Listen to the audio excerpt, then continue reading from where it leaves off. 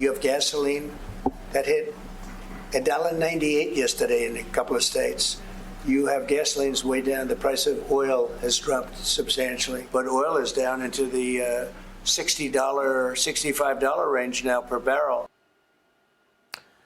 That's President Trump touting big wins for U.S. consumers due to his energy policy and lifting of burdensome Biden-era regulations. Joining me now is House Energy and Commerce Committee member, Texas Congressman August Pfluger. Congressman, it's great to see you. Thank you so much for being here.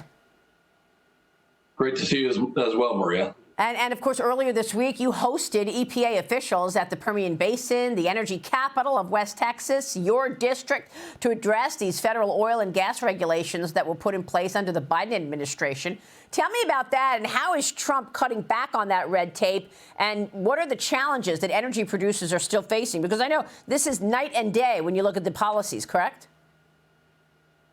Well, you're absolutely right. And they are still facing a number of challenges. But let me just start by saying what a difference an election makes.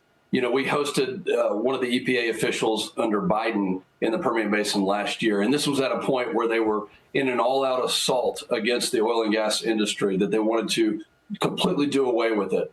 And, you know, we took this individual through. We showed their team how we have done the work of reducing emissions and, you know, really working to be more efficient.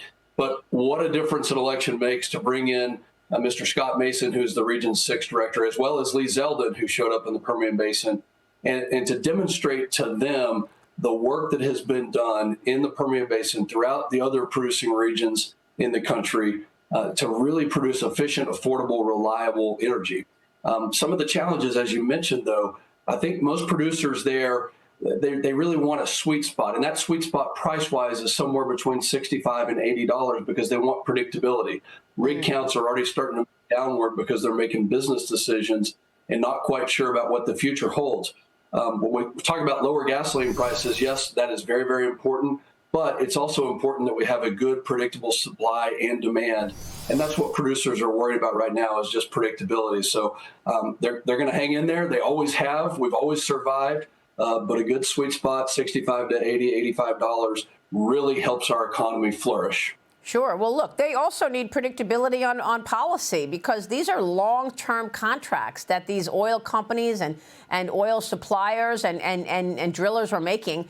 And so, you know, they need to know that permitting, for example, is going to be is sustained, permitting, deregulation, so that they can actually get the permits on a timely basis and they can actually invest the way they want to.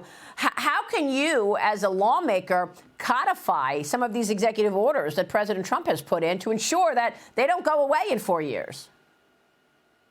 Well, President Trump has taken very aggressive action on deregulation. Administrator Lee Zeldin leading the way with 31 deregulatory acts. And as chairman of the Republican Study Committee, we are championing an initiative that would codify many of those actions already. And you're exactly right. They want predictability, to not have to compete against the U.S. government, to not have to compete against the overreaching nature of that far left liberal machine that we've seen for so long.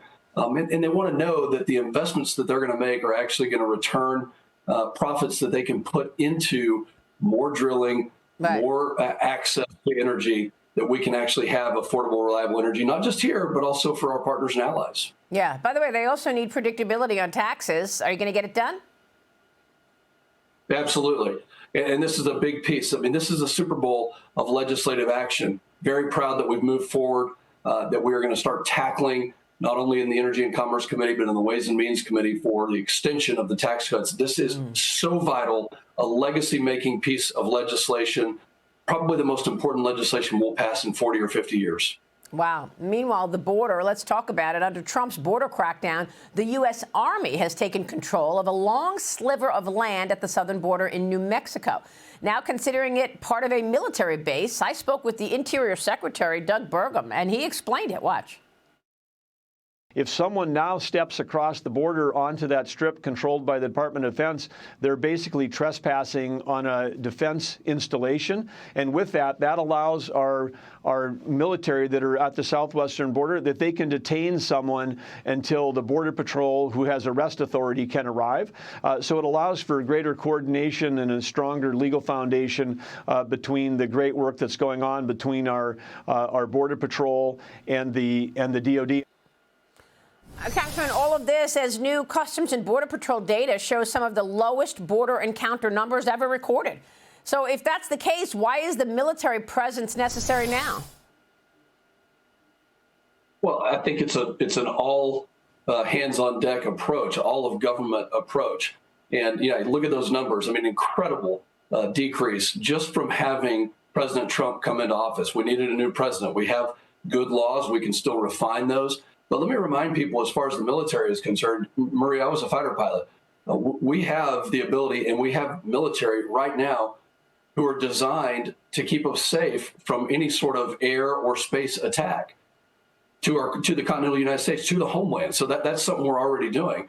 What we faced over the last 4 years was nothing short of an invasion. And for us to have one more tool, one more deterrent layer, one more aspect of the military providing the ability to deter those that would come into this country illegally is absolutely the right call to send that message that you can come into this country, but it's going to be the right way through law and order and a legal path. Deterrence. Yeah, that's exactly, it's deterrence. It's all about deterrence and having, that presence along the southwest border where you saw the Biden administration pull everything. Yeah. And, I talked to many Border Patrol agents over the last 4 years when Biden was in office, and they said there's no consequences. There's no reason for them not to come. There are consequences now. The military presence is very important. Understood. Congressman, it's good to see you. Thanks so much. We so appreciate your time.